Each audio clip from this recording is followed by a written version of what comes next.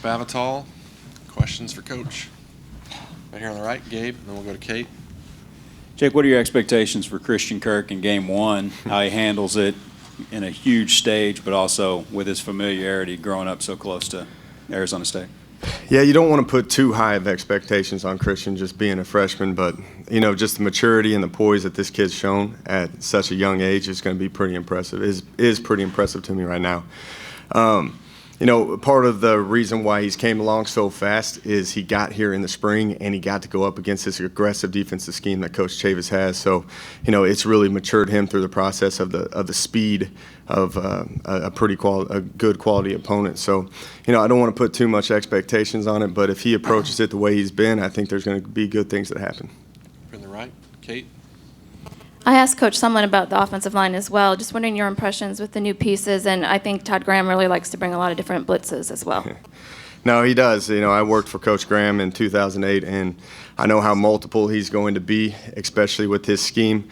I know that he's going to be he's going to bring something that we have not seen yet. That's kind of one of his staples. So you just got to be ready to go out there versus anything. But with the experience of Mike Matthews at center, he's seen a lot of football already and seen a lot of different schemes. So I feel comfortable about that. But also with the addition of Coach Christensen and what he brings to the run game, and also from a protection standpoint, I think you're going to see some drastic improvements in some areas.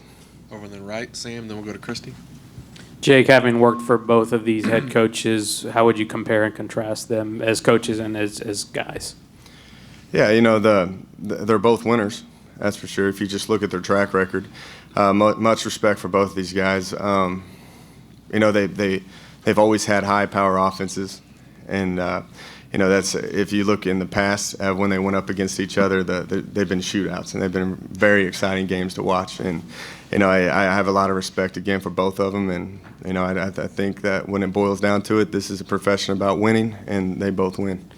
Both of them have had a knack for hiring younger assistants. Yourself, Cliff. I know Todd hired Gus Malzahn and Chad Morris. What is there something about them you feel like that has made them more able to lean towards taking a chance on younger guys? They have a system. And, right now the offense coordinator at Arizona State was Mike Norvell, who I GA'd with, and he's roughly around the same age as me. And that's just something about being comfortable and having trust in the people that work around you. And, I think both of those lean on that if they're very loyal to the people that have been good to them. Far left, Christy, and then we'll go to Suzanne. In the time that you've been working with Alan, how have you seen him mature both on and off the field? Well, off the field, you can tell just the difference of when you watch the replay of the West Virginia Bowl game just recently. You can see how much weight and strength the kid has put on. So he's had a great offseason just from a physical standpoint. But I'm very pleased with the poise of just where he's at, and a lot of it is the familiarity of the offense and how. He just, he doesn't look sideways at me anymore when I give a signal from the sidelines. He understands what I'm trying to accomplish, and it seems just over the past year, he has a great understanding of the offense, and the game's really starting to slow down for him. Over on the left, Suzanne. Hey, with Kyler Murray, do you have plans to maybe put a package in for him, or do you want to redshirt him and use Jake as a second team? I mean, how do you approach quarterbacks this season?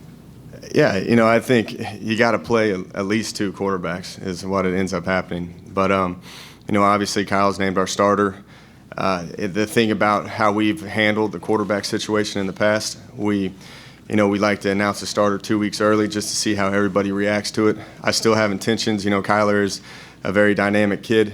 We're just going to keep evaluating him this week. We know what he's capable of doing, but we just want to see the maturity and see how he handles some high-stress situations that we're going to put him in, and who knows what will happen. And we've set down all the quarterbacks and told them where they are, and they all have a chance to play based off of how they approach game week, and if they can continuously strive to get better. Anything else, Coach? All right. Wow, Thanks. that was quick. Yeah.